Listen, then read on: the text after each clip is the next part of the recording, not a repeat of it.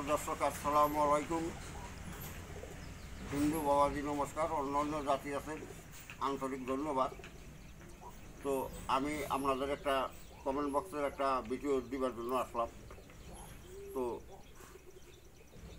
দেখেন, এই যে গাছটা,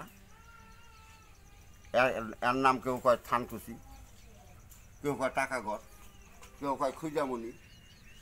তো একজন এক নামে ডাকে। তো গাছটা ভালোভাবে দেখে নেন, গাছটা ভালোভাবে না দেখলে চিনতে পারবেন না। তো এই গাছের দ্বারায় যে কাজটা করবার নিয়ে চাইছেন আপনারা, সেই কাজটা করতে পারবেন। তো ওই কাজের কথা শোনার আগে যে আমার ভিডিওর মাঝে সাবস্ক্রাইব করছেন তার জন্য অনেক অনেক ধন্যবাদ। যে সাবস্ক্রাইব করেন নাই তাকে অনুরোধ করবো ওই ভিডিওর মাঝে সাবস্ক্রাইব করবেন। কেননা যখন আমি এই মূল্যবান ভিডিওগুলো আপনাদেরকে দেবো সবার আগে যত আপনার মোবাইলে যায়, এই আশা রেখে আমি বলছি। তো আমাকে কমেন্ট বক্সে লিখেছেন, কি লিখছেন? যে আপনার শরীরে অ্যালার্জি। তো অ্যালার্জি কী করে ভালো হবো? তো অ্যালার্জি ভালো করুই না, একটা ওষুধই আমাকে দেন, এই কথাটাই লিখেছেন। তো এই অ্যালার্জি ভালো করুই না ওষুধ, এই তো এই গাছ, এর নামে থানকুচি, এর নামে খুঁজামণি, এর নামে টাকাঘর।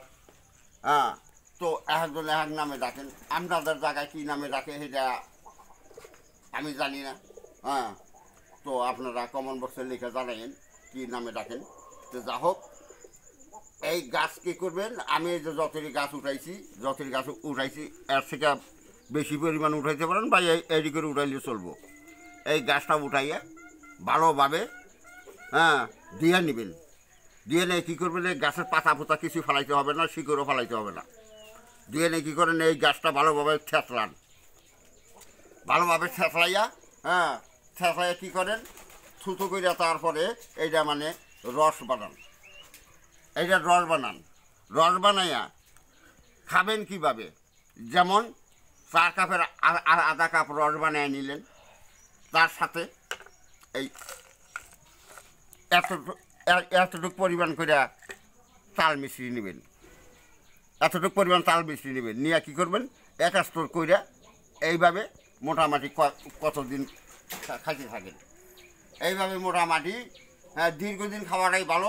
কারণ কি হয়, যখন আপনার অ্যালার্জি লাগে, যখন আপনার চাকলা বেমার হয়, এই টাইমে ওই কিছুদিন যখন ওই বেমারটা শরীরে বয়ে যায়, বিলাটটা নষ্ট করে দেয়। যখন এই ওষুধটা আপনি তৈরি করে খাবেন, খাওয়ার পরে দেখবেন আপনার বিলাটটা ক্লিয়ার হয়ে গেছে, আপনার অ্যালার্জি বেমারের থেকে আপনারা মুক্তি পেয়েছেন।